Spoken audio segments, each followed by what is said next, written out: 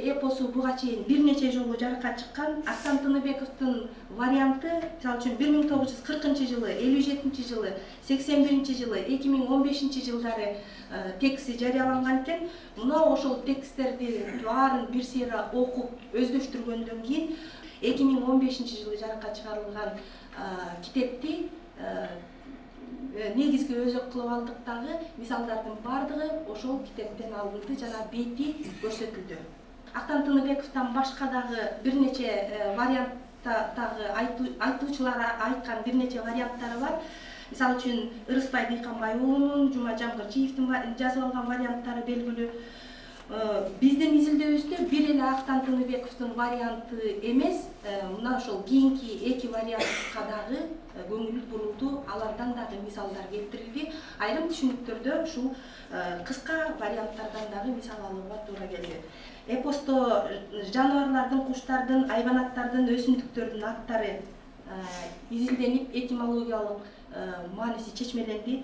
Көркөм сөз каражаттары, стилдик каражаттар, анын ичинде амонимдер, антонимдер, варваризмдер, вулгаризмдер, кесиптик сөздөр, диалектилик сөздөр, фразеологизм, эвфемизм сөз түркүмдөрү дагы изилденип, ал эпостун текстинин мисалында аргументтештирилди.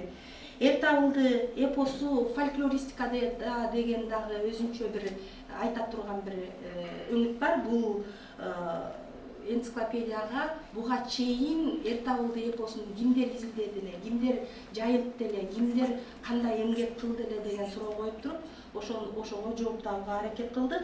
Албетте ушул жооптор биз Төлөевдин, Таштемировдун, Батма Кебекованын, Түрк улутундагы Ахмет Сачкесендин, Жүрсүн Субанбековдун, Доган Каяндын, Южел Фейзи Углунун, анан бүгүн түштүк тараптан Оштон келген кесиптешибиз Кубанычбек Калчакеев агайдын эмгектерине бир аз баягы эме берип, анализ берип, аларды дагы кыска обзордук портрет катары сүрөтү менен кошо киргизе алдык.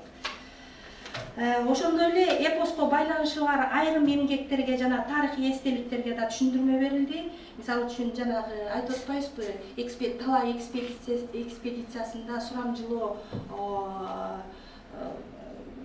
методу менен көп жерлерди барып тартып келишкен. Ошондон мисал бир-эки мисалды айтып коеюн.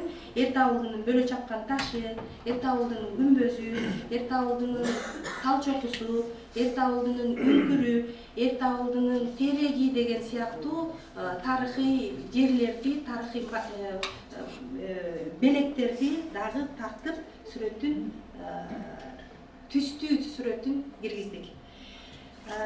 Эрт ауылды эпосу искусствонун башка түрлөрүндө деген дагы кичинекей бөлүк бар. Мына ошол жерде Эрт ауылды эпосу азыркы искусствонун башка түрлөрүндө кандай иштелди, кандай интерпретацияланды деген суроого жооп берүүгө аракет кылдык. Өзгөчө Эрт ауылды сюитасы, Эрт ауылды күүсү, Эрт ауылды жалгызым аттуу күү, жанагы Нурлан Серкебаевдин ырдап жүргөн ыры, тарыхый баян Орозбек Айтымбетов айткан. Ошондой эле Актан Тыныбеков жазган спектакль тууралуу дагы маалыматтар берилди. Ошондой эле Эрт ауылды эпосунун бардык варианттарын кара сөзгө түшүрүп, аны дагы жарыяладык. Албетте биз бул эмгекти иштеп атканда биз өзүбүз эле эчтеке баарын кылып жүрөттүк дегенден алыспыз. Бизге жардам бергендер биз менен санаалаштар көп болду. Кыргыз телерадио комитети, Алыкул Осмонов атындагы Кыргыз улуттук китепканасы, Баялинов атындагы Жаштар жана балдар китепканасы, Нарындагы Сагын Аматов атындагы Нарын мамлекеттик университети менен тыгыз байланышта иш жүргүздүк дагы. Анан Түркиядагы кесиптештер менен дагы байланышып, Өзбекстандагы кесиптештер менен байланышып, маалымат топтоодо алар бизге чоң жардамдарын, көмөгүн берди. Биз аларга рахмат айтып коюшубуз керек.